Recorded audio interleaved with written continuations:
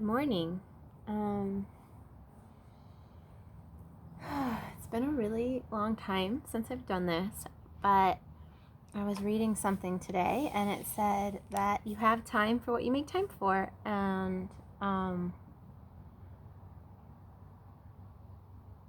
I've met a lot more people who are doing A Course in Miracles.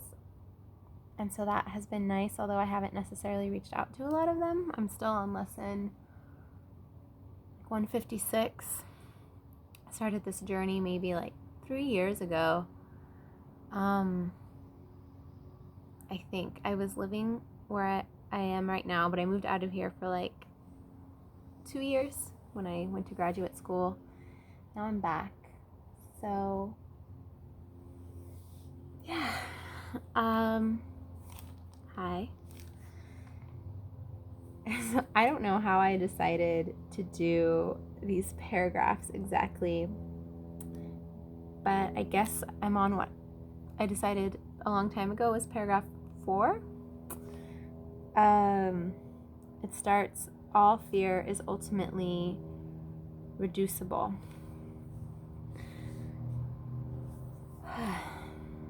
Okay. All fear is ultimately reducible to the basic misperception that you have the ability to usurp the power of God. So, right off the bat, I'm like, oh my gosh, I was in a 12-step meeting the other day, and one of the people who was speaking said, if you get this job, you want this job, and if you don't get this job, you don't want this job. And that's just higher power's will. And that's, when I read this, that makes so much sense, because if all there is love and fear, and love is God and fear is anything other than God, I mean, what could love want for me that's afraid? That's scary. What could love want for me that's scary in the end, and this idea that I have the power to usurp God is like this idea that I have, that I know what's best in my limited perception.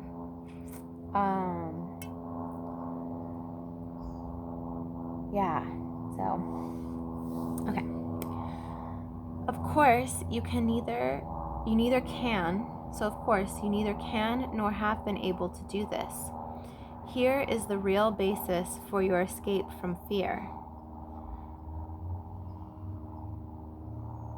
The escape is brought about by your acceptance of the atonement, which enables you to realize that your errors never really occurred.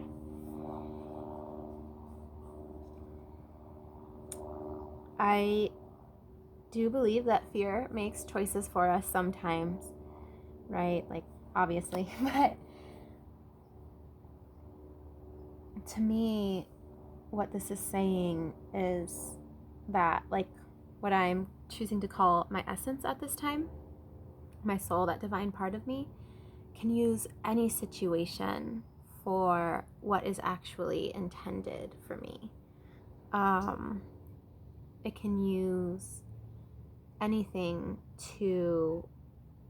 for the use of love. Like, no matter how grave or how deeply I was in fear at any time, love can transform it.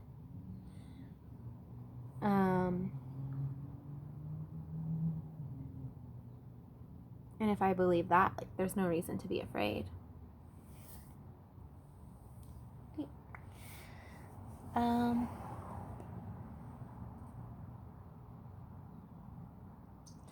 Only after the deep sleep fell upon Adam could he experience nightmares. If a light is suddenly turned on while someone is dreaming a fearful dream, he may initially interpret the light itself as part of his dream and be afraid of it.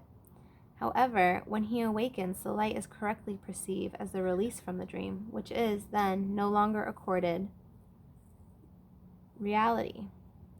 This release does not depend on illusions. The knowledge that illuminates not only sets you free, but also shows you clearly that you are free.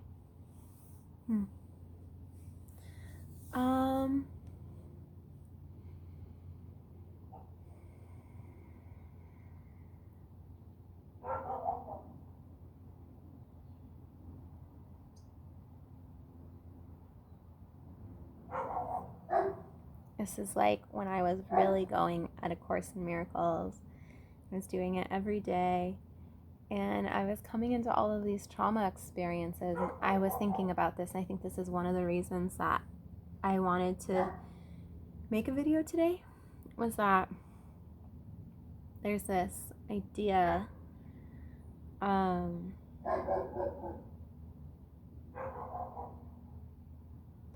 that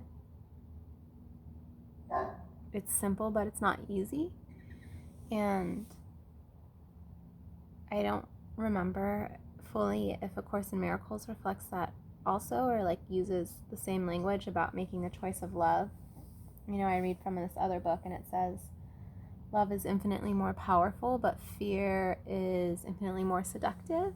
And I think that is what makes it not easy. It's like very seductive to choose something else, to choose fear.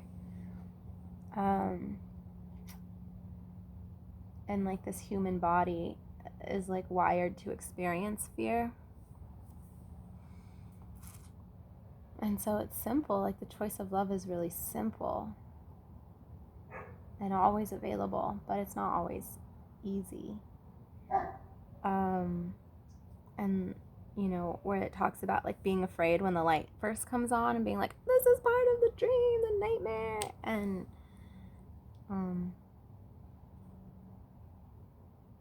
yeah, totally have that experience, and also totally just trusting my path right now and where it's taking me, and that I'm exactly where I need to be. So anyways, thanks for sharing some time with me today.